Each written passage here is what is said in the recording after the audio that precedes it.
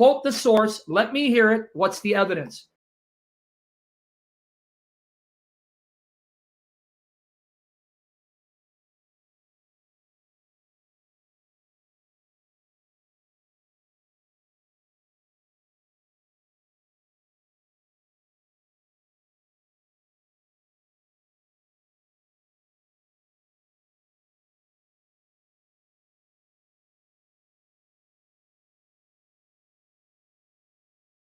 Theodotos, here, I'm going to give you Thayer's Greek lexicon, which you know this because it's been used, I'm sure, by other Trinitarians, because I was told you've debated James White, even though I didn't see the debate.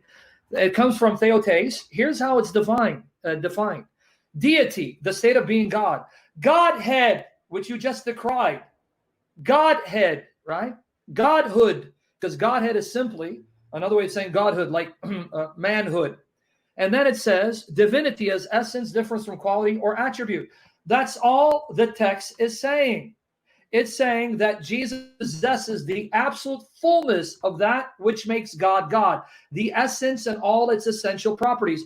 Which Trinitarian denies it? But you equate it, Theodotos, with a singular person again, and I'm going to challenge you. Quote one single Greek lexical source or a Greek scholar.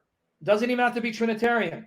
Cite them to say that Theodotos means the person of God, meaning the one person of God, as opposed to the essence and the essential characteristics of God.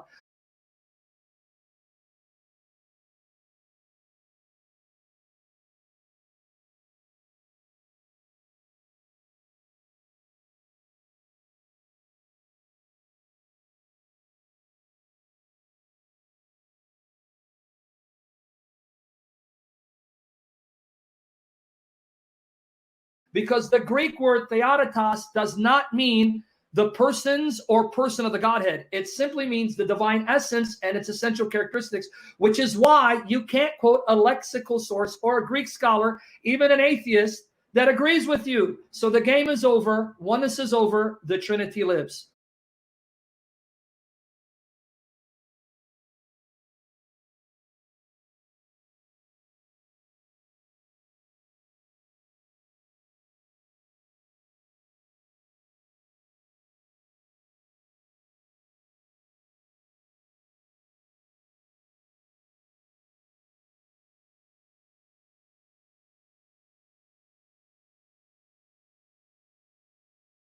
I am taking second-year Greek, and that's exactly why I make the arguments that I make. From what I've seen Mr. Shamoun's handling of original languages, I would guess that he's not had a lick of original formalistic university training. That's why he keeps making the mistakes that he's making. Because, folks, I have no formal education. Never been to college, never been to university, never been to seminary.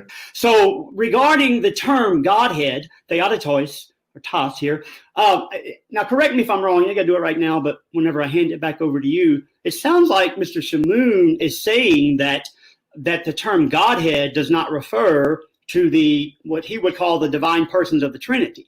I know you made that argument last week with Mr. Hedgeman whenever he brought it up, and yet the irony is the next day I looked on your Facebook thing, and guess what you had there?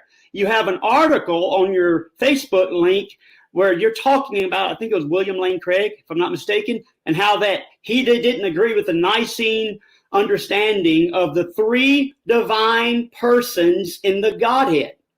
So now, whenever we have a verse that clearly refutes, yes, I hope we do go to Colossians 1, by the way, that clearly refutes Trinitarianism, now Mr. Shamoun has to wiggle a little bit and has to get out of it. Whereas when he's arguing for Trinity and he's not paying attention to it and he's not trying to protect his religious tradition, then he says that, oh, well, that's referring to the persons of the Trinity. But then when we have a verse that says all the fullness of the divinity, it's an articular divinity.